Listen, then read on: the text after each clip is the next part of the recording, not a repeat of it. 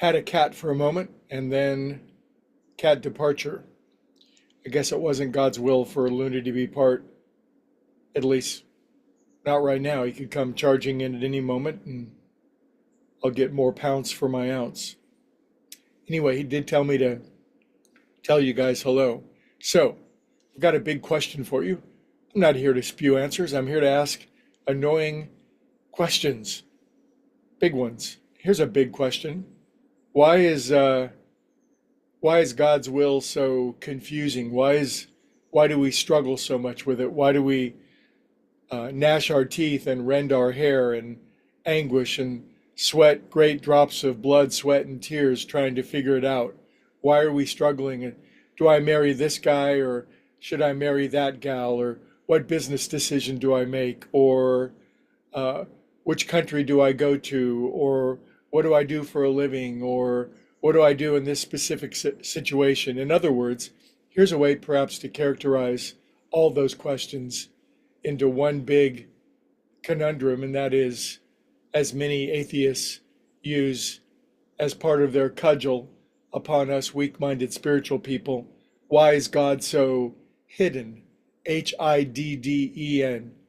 If there is a God, why would God be so hidden, so difficult to find? Why would there be so much confusion?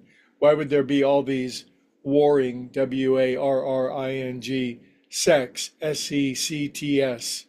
Some words are hard to understand unless you actually spell them out. It's like I'm texting you guys.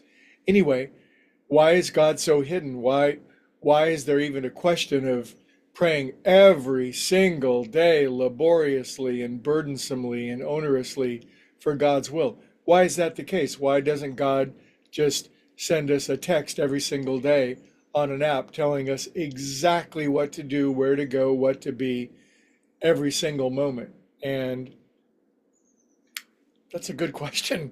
Why is that the case? If God's will is the best and the brightest and the boldest and the most brilliant thing that we could ever do, why do we search and struggle to find it? Well, here's a thought. Yesterday it was recital day for the music class I'm in at DVC, the local community college.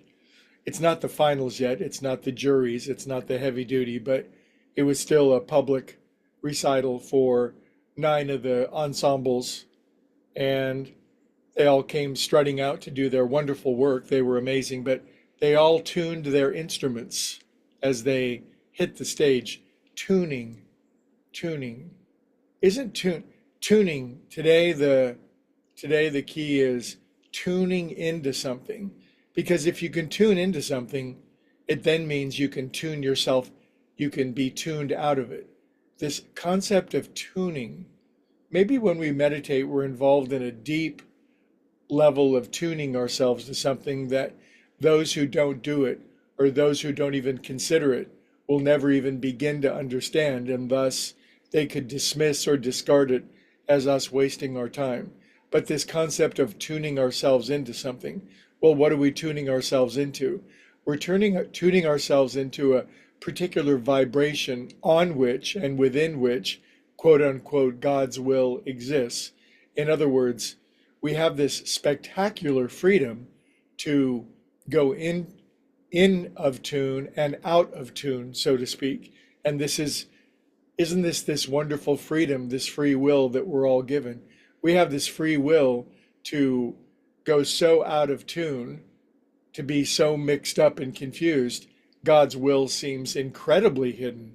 It's like, well, of course I robbed that bank, or of course I took the old lady's purse because it seemed like the best thing to do. It seemed like the best way to get my needs met in the moment. It seemed like the best way for me to find some joy or pleasure on this planet at the time. And there's a lot of that going on the planet. My favorite atheist of all time, unquestionably, is Christopher Hitchens. I don't know if you ever listened to him, but that guy was so funny. He was so knowledgeable. He was so historically brilliant.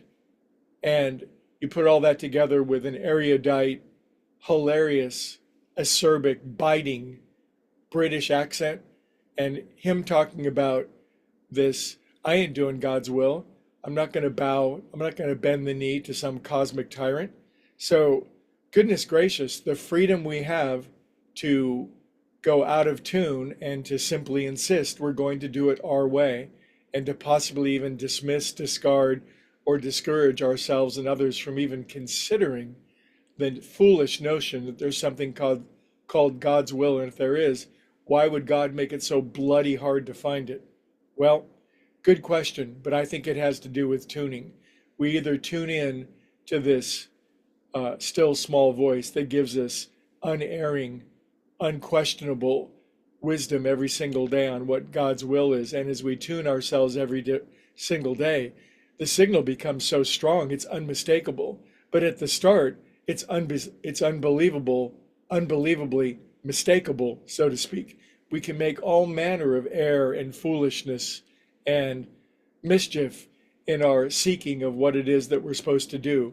But once we tune in, once we get ourselves in alignment, and it's not a one-time thing, it's done every single day. The beautiful guitarists that I listened to yesterday, they tune their guitar the moment they hit the stage. And oftentimes the really skillful kids, these genius 18-year-olds, they would be reaching and tuning while they were playing the song. That just, I swear I've got the chills rushing through my body when I think of the genius to be able to do that.